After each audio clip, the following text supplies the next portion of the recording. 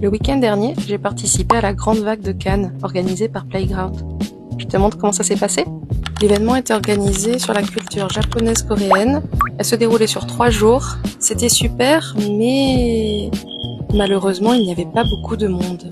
Ça m'a quand même donné l'occasion de revoir Selunia, mais aussi de rencontrer Daisy, la mangaka qui a réalisé Les Prisonniers du Rêve, mais également Misumona avec un style très coloré.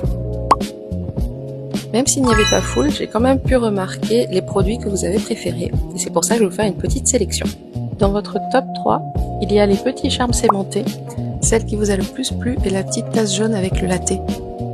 Vous avez aussi beaucoup aimé les petits pochas aimantés pour y accrocher les charms. Votre préféré a été celui-ci avec la tête grise. Moi, je vous cache pas, mon préféré c'est celui-là, avec la tête à moitié noire. Un commentaire que j'ai beaucoup entendu, c'est la puissance de l'aimant. Ça prouve que vous ne perdrez pas vos petits charms si vous les mettez dans votre cuisine.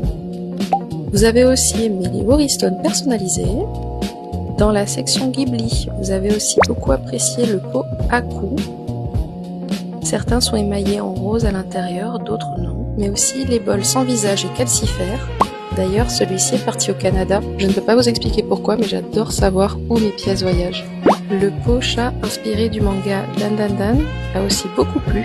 Et enfin, mes toutes dernières pièces, qui sont sorties du four la veille d'ailleurs. Je n'en ai fait que 4 et il y en a une qui a été réservée. Pour ces grands mugs, je me suis un petit peu challengée. J'adore travailler sur des formats tout petits et celui-là est peut-être l'une de mes premières grandes pièces.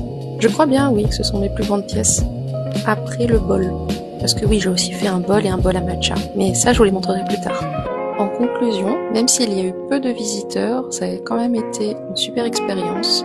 On a eu un super accueil, ça a été bien organisé. Peut-être que le timing n'était pas ouf, étant donné qu'on a fait l'événement en même temps que le marché de Noël. Mais bon, c'est pas grave. Un grand merci à toute l'équipe et à bientôt!